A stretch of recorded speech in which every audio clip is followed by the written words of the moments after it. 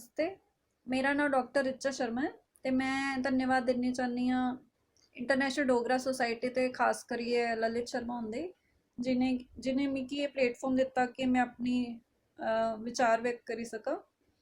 ते मैं बेसिकली डोगरा हाँ, जम्मू तो बिलोंग करनी हाँ, बट पढ़ाई वास्ते ते काफ़ी कम वास्ते मैं सारी जगह इंडिया विच कम किया ते बाहर भी कम किया, पढ़ाई की दी है। मेरे पिताजी लेट श्री द्वारकानाथ पसनोत्रा वो diet district institute of education and training which principal retire होए रियासी तो। ते मेरी माता श्रीमती शकुंतला शर्मा वो दीवान बद्रीनाथ स्कूल विच हिंदी ते संस्कृत की टीचर रही हैं। ते मेरे बड़े भाई साहब डॉक्टर अमित पसनोत्रा वो गैस्ट्रोएंट्रोलॉजिस्ट ने।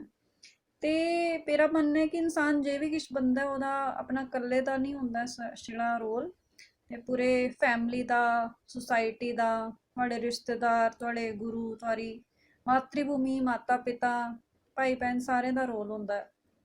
ते अस ये नहीं आखी सकते कि मैं कल्ले गै सारा कुछ किया है। तो इंसान की अपनी जी रूट्स ने जड़ा ने वो कन्नै जुड़े रहना चाहिए, तो कदे भी अपनी मातृभूमि की भुलना नहीं होंदा।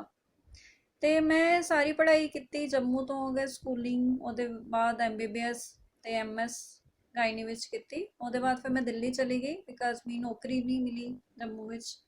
ते मैं जम्मू छोड़िए फिर दिल्ली विच सर गंगा राम हॉस्पिटल कम किया, फिर चेन्नई ते बैंगलोर मैं सुपर स्पैशलिटी की रिप्रोडक्टिव मेडिसिन विच।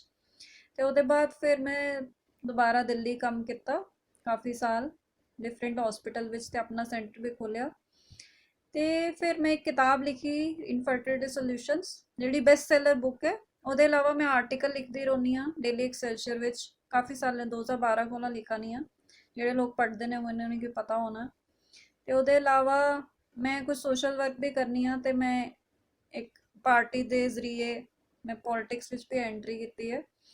तो इस दौरान मैं पढ़ाई में इन्नी कोई चंगी नहीं ही, पर मेरे पिता श्री आखते है कि कोई बंदा जो होंगे ना हार्डवर्क करने मरदा नहीं है, कुछ दो सर नहीं होंगे।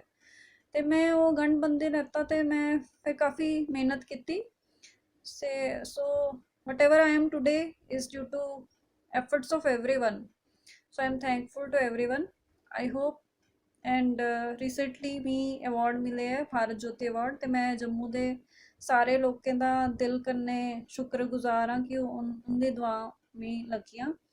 आई होप मेरी जी शॉर्ट स्टोरी मैं तुसेंगी सुनाई है, ये मे बी बच्चे काफ़ी इनकरेज कर रहे। धन्यवाद।